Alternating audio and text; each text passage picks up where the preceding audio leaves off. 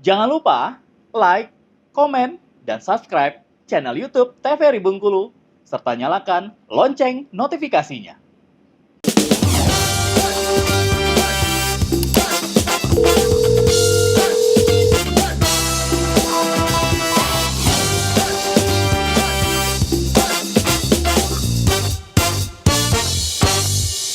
Halo sahabat sehat, bagaimana kabar Anda? Semoga selalu dalam keadaan sehat dan tetap semangat ya. Senang sekali sahabat sehat, hari ini saya Julia Hartanti kembali menjumpai Anda dalam program Dokter Kito bersama Kita Sehat. Tentunya dengan berbagai informasi, edukasi, dan juga inspirasi seputar dunia kesehatan. Nah sahabat sehat, kali ini kita akan membahas mengenai metode kontrasepsi. Mulai dari jenis pilihannya, kemudian kelebihan dan kekurangannya, kemudian jenis-jenis yang cocok oleh kondisi kesehatan tubuh kita itu cocoknya menggunakan kontrasepsi apa, itu akan kita bahas bersama dengan dua narasumber cantik kita yang sudah hadir hari ini. Langsung saja kita sapa. Yang pertama ada Dr. Elsa. Halo dokter. Halo Julia. Bagaimana kabarnya? Alhamdulillah baik. Alhamdulillah baik, cantik sekali hari ini. Terima kasih sudah hadir. Perjalanan aman, lancar? Aman, alhamdulillah. Aman ya, alhamdulillah. Nah Dr. Elsa dan juga pemirsa juga ada Dr. Wenti. Halo dokter. Halo Mbak, Bagaimana kabarnya? Alhamdulillah baik. Alhamdulillah baik, cantik sekali. Terima kasih juga sudah hadir. Perjalanannya aman, lancar? Alhamdulillah lancar. Alhamdulillah aman ya, cuaca cerah ya. Bagus sekali hari ini. Nah kita hari ini membahas mengenai metode kontrasepsi ini dok. Kalau Julia baca-baca itu memang sepengetahuan Julia kan banyak jenisnya itu. Ada yang permanen, ada juga yang nggak permanen kan ya. Mungkin bisa dijelaskan sedikit dok, apa itu metode kontrasepsi? Iya, jadi kalau kita sih orang awamnya sebutnya alat KB. Oh, ya. iya. Alat KB yang tujuannya untuk menunda kelahiran, ya, menunda kehamilan seperti itu. Jadi kalau dibilang memang banyak jenisnya, ya tentunya kalau kami sih membedakannya ada yang hormonal sama non hormonal, ya. Jadi dia ada yang hormon, ada yang nggak hormon. Nanti ada bermacam-macam, nanti ada yang jangka waktunya pendek, ada yang jangka waktunya panjang, atau memang ada yang kalau sebutannya sih steril ya, bahasa awamnya ya, ada yang steril, disterilkan kayak gitu ya, memang untuk tidak untuk nggak mau hamil lagi gitu ya, jadi ada bahasanya steril. Jadi nanti akan kita bahas bermacam-macam alat kontrasepsi itu. Oh iya, jadi ini yang steril ini yang permanen yang biasa mungkin untuk ibu-ibu yang memang sudah di usia matang, yang memang tidak ingin punya anak atau memang sudah tidak direkomendasikan untuk punya anak ya dok ya. Baiklah, mungkin langsung saja kita bahas dok, silakan Dokter Wenti. Baik. Oke. Jadi kontrasepsi ya, metode kontrasepsi. Kalau kita mengacu pada kontrasepsi itu sebenarnya adalah dua suku kata ya yang disingkat ya. Kalau kita lihat nih kontrasepsi. Jadi sebenarnya itu adalah dari kontra dan konsepsi ya. Kalau kita lihat bahasa panjangnya, jadi kontrasepsi adalah pencegahan, suatu upaya untuk melakukan pencegahan agar tidak terjadinya kehamilan ataupun konsepsi. Tapi ingat ya, ini bukan menggugurkan ya. Jadi ini suatu pencegahan terjadinya konsepsi ataupun terjadinya pembuahan atau kehamilan ya. Nah, alat kontrasepsi merupakan alat yang digunakan untuk mencegah terjadinya suatu kehamilan ya. Nah, tujuan dan manfaatnya sangat banyak ya. Kalau manfaatnya sendiri untuk ibu, untuk ayah, dan untuk anak-anak serta untuk keluarga. Kenapa? Karena yang pertama tadi ya, tujuan dari kontrasepsi ini adalah mengatur jarak kehamilan yang pertama. Jadi kenapa? Untuk ibunya sendiri, kalau terjadinya kehamilan dalam waktu yang dekat atau yang singkat, misalnya dalam waktu anaknya baru lahiran dia udah hamil lagi, nah itu kan beresiko untuk kesehatan ibunya, untuk keselamatan ibunya. Kemudian di anaknya juga nutrisinya tidak akan tercukupi, anak yang pertama maupun anak yang sedang dikandung berikutnya ya. Lalu untuk kesehatan mental keluarga tentu saja, punya satu anak aja udah sangat jungkar balik ya rasanya ya. Nah apalagi kalau punya yang berdekatan. Jadi usaha untuk mengatur kehamilan yang diinginkan ya, boleh dijarakkan 2 tahun mungkin atau 3 tahun sesuai dengan kondisi keluarga tersebut ya. Kemudian untuk menjaga kesehatan dan menurunkan angka kematian ibu, karena tadi memang sangat beresiko tinggi, bisa beresiko terjadi perdarahan, penyulit saat kelahiran. Jadi sangat banyak resikonya apabila kelahiran itu dempetan atau dekat-dekatan. Kalau kata bahasa awamnya susun paku seperti itu ya. Nah, itu tidak direkomendasikan karena beresiko untuk angka kematian pada ibu, bayi dan anaknya ya. Kemudian meningkatkan akses dan kualitas informasi pendidikan dan konseling tentang KB. Jadi KB itu atau kontrasepsi ini banyak sekali pilihannya dan dapat disesuaikan dengan kebutuhan dan kondisi keluarga. Jadi tidak harus tok-tokan ini loh ibu harus yang ini, ibu yang enggak. Jadi harus disesuaikan dengan kondisi keluarga tersebut dan keinginan dari si ibunya maupun si bapaknya ya. Lalu meningkatkan partisipasi dan kesertaan pria dalam praktek keluarga berencana. Oke.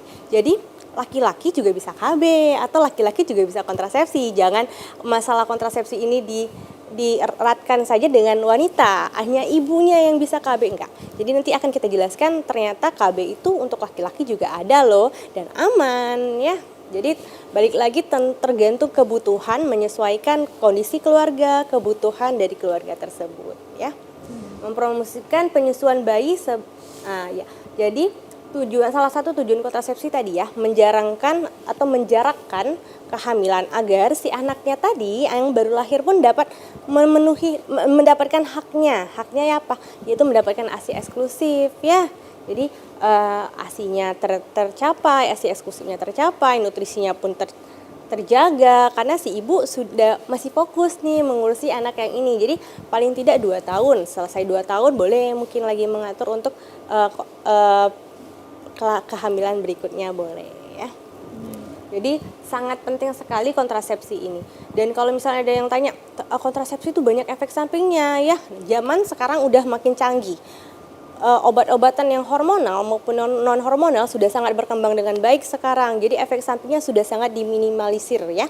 Beda nih zaman dulu mungkin pil KB itu bisa buat ini, bisa buat tumor katanya ya, bisa buat kanker katanya. Kalau sekarang kan sudah diminimalisir semuanya ya. Jadi efek sampingnya pun sudah semakin sedikit ya.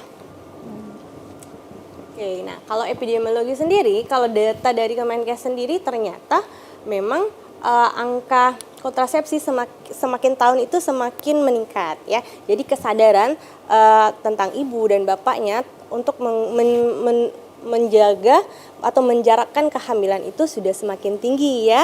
Dan ini berbanding lurus dengan angka kelahiran yang tidak menumpuk atau tidak terlalu tinggi. Mungkin agak-agak tinggi waktu COVID kemarin kali ya. Oke, kalau kita lihat metode kontrasepsi ternyata yang paling banyak diminati atau digemari adalah suntikan ya, sekitar 48,56% ya.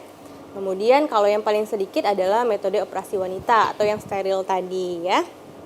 Oh, yang ini juga ya, sama MOP sama MOU juga. Kemudian yang nomor 2 ada pil ya. Nanti kita akan bahas satu-satu ya dari segi hormon dan non hormonal ya. Oke, jadi ini tadi ya kontrasepsi, dari kontra dan konsepsi, artinya untuk mencegah kehamilan. Nah, bagaimana cara mencegahnya? Ada banyak sekali caranya, yaitu pertama bisa mencegah terjadinya ovulasi, terjadinya spermatozoa bertemu dengan si sel telur ya, itu bisa juga dicegah. Kemudian pertemuan oosit, kemudian implantasi. Jadi banyak sekali tahapan pencegahannya. Nah, metodenya ya tadi ada yang konvensional. Konvensional ini seperti kalender mungkin ya, atau metode seperti ibu menyusui. Nah, itu metode laktasi. Nah, itu juga konvensional atau tradisional ya. Kemudian mekanik, lalu hormonal, lalu operasi ya. Jadi mekanik ini seperti IUD mungkin ya, atau KDR tadi ya. Kita bahas satu-satu nantinya. Nah, jadi tapi sebelum kita masuk ke apa saja alat atau metode kontrasepsi, kita harus tahu dulu secara umum persyaratannya apa saja untuk kontrasepsi yang ideal. Apa yang layak untuk dijadikan kontrasepsi ya. Jadi yang pertama nih, 100% harus efektif. 100% harus reversible, 100% harus safe atau aman. Kemudian 100% harus nyaman. Lalu 100% harus dapat diterima. Jadi yang pertama aman, artinya tidak akan menimbulkan komplikasi. Jadi kalau yang berbahaya kira-kira ibunya menyesuaikan dengan kondisi ibu. Misalnya yang menggunakan kontrasepsi nanti si ibu. Misalnya ibunya ada radang panggul. Atau misalnya ada masalah di bagian pinggulnya seperti itu ya, atau bagian rahimnya, maka tentu saja dokter akan menyarankan mungkin tidak bisa pakai IUD dulu, atau kita ganti ke hormonal seperti itu. Jadi nanti akan disesuaikan dengan kondisi masing-masing pasien yang akan melakukan kontrasepsi. Jadi sifatnya kontrasepsi ini sangat fleksibel ya, menyesuaikan kebutuhan dan kondisi. Makanya itu konseling untuk kontrasepsi sangat penting. Jangan memutuskan diri sendiri seperti itu. Harus berkonsultasi dulu ya.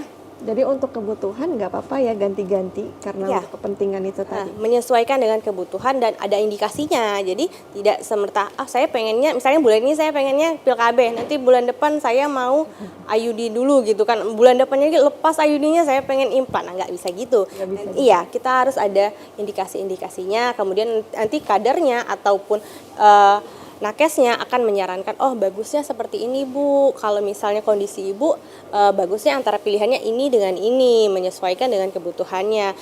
Kira-kira keuntungannya ini kalau misalnya pilih yang ini, kalau kerugiannya seperti ini. Nanti akan dijelaskan oleh nakesnya tersebut ya. Di mana kira-kira bisa mendapatkan konseling kontrasepsi ini? Bisa di puskesmas ya, bisa di bidan, bisa di dokter umum, bisa juga di dokter kandungan. Jadi sangat banyak tempat-tempat untuk mendapatkan konseling ini. Jadi jangan malu, jangan takut untuk bertanya, ya. Baik. Setelah aman, lalu berdaya guna, artinya efektif ya.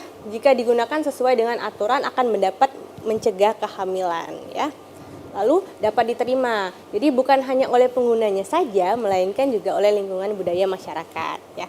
Karena ada beberapa stigma seperti IUD atau AKDR, biasanya suaminya tidak nyaman misalnya dengan IUD atau AKDR. Jadi harus dibicarakan dulu. Ini kan ibaratnya bahasa dapur ya ini, jadi harus dibicarakan dulu setelah melakukan konseling, dipikirkan matang-matang. Apalagi seperti IUD ataupun implan itu kan prosesnya harus steril ya. Prosesnya harus steril, kemudian jangka waktunya juga cukup lama, sekitar 3 sampai 5 tahun ya. Jadi harus benar-benar dipikirkan matang-matang ya.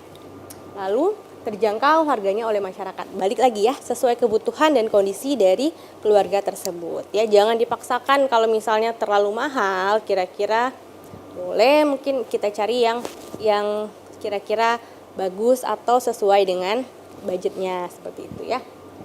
Tapi lagi-lagi kontrasepsi ini di puskesmas itu gratis ya.